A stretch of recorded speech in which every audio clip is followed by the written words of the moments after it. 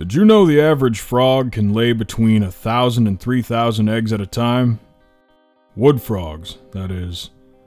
The peeps and quacks of their mating calls had filled the night air for the last few weeks, so when my son and I went down to the pond, I wasn't surprised to see hundreds of little tadpoles flitting around in the water. The air was warm on that late spring day, and the wildlife was reveling in it. My son Rory was only 5 years old at the time and much too eager. I had to hold his hand to keep him from leaping into the water after him. He excitedly pointed and waved his little fishing net. We'd made it a tradition each year to catch at least a couple of tadpoles and then release them once they became adult frogs. I remember his first few years, he hated the tradition, but last year he was excited for it. And this year, even more so. I pulled out 2 plastic containers from my pocket, stooping to scoop up some of the water. As I plunged the bowls down, the surface of the pond rippled. The golden evening sun shone off the ripples and the tadpoles retreated a bit. I stood up, ushering Rory forward. Now you go get some. Make sure to pick up some good ones so they can grow up to be big and strong. Rory nodded bravely and looked at them, studying each group to see which one he thought was best. He then pointed a few feet away toward a group of larger tadpoles, much larger than the others. They didn't look more developed, just bigger. They also had a small red stripe running down their tails. Maybe they were a different kind I hadn't seen before. Rory snuck toward them, careful to not cast his shadow over them like I taught him. With a not-so-graceful swing, he slapped the water with the net. The other tadpoles fled, hiding in crevices between the rocks and the mud of the pond. I was about to console Rory for the coming disappointment of missing, but he was transfixed on his net. He had managed to catch one of the larger ones. I turned the net inside out and the tadpole landed with a small plop in the container. I compared it to the ones I'd caught when Rory was on his hunt, and up close they were much smaller compared to Rory's. I looked back around the pond and I couldn't see any of the larger ones anywhere. But Rory seemed happy with his catch. By the time we walked back up to the house, dinner was ready. And when it was closer to bedtime, Rory asked if the tadpole could stay in his room. He wanted to watch it while he fell asleep. I agreed on the condition that he didn't stay up watching it, and he agreed. Sleep came easily that night. I fell asleep with the windows open, listening to the peeps of the frogs and the singing cicadas. Much later in the night, I started dreaming. It was pleasant at first. I was sitting on my porch watching the rain shower roll in. The light rain cooled the air and it was refreshing. Then I heard a loud splash as a huge drop of water fell from the sky and crashed onto the ground. Another fell from the sky, except this time it was red, viscous, and dark. It splashed against the ground, spraying droplets onto my face. Droplets that reeked of blood. I sat up with a start, relieved it was only a dream. I looked over to my wife, who was, as always, a deep sleeper. A part of me was always jealous of that. I just laid back down and closed my eyes when I heard a sound. It was a large splash, distant but audible.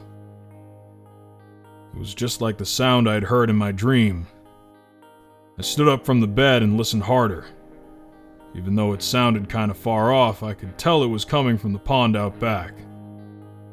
I debated for a little while if I should just ignore it, but I knew that anything making that much noise should not be ignored. I slipped on my boots, making as little sound as possible as I eased my way out the back door and down the worn trail. The woods were much quieter than when I had fallen asleep earlier.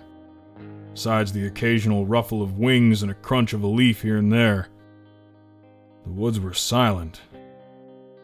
I neared the pond, and at first I couldn't comprehend what I saw. The moonlight shone onto the lake, and I could easily see what was making all that noise. It looked like a person. Almost. Well, if a person had legs and arms as twice as long as their torso.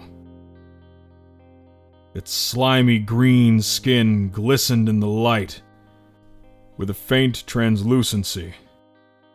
Its limbs were skinny, but its middle was fat and round. I couldn't quite see how tall it was, since its legs were partially submerged in the dark pond. However, it was a lot bigger than me.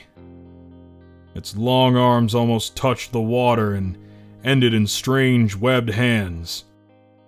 I considered coming out from behind the tree I was hiding behind when the strange creature moved. It eased itself into a squatting position so its ass end hovered above the water. A second later, a large splash sounded as a large mass about the size of a basketball ejected itself from the creature's body. The creature opened its mouth, letting out a horribly loud croak. In the distance, I could hear a faint reply.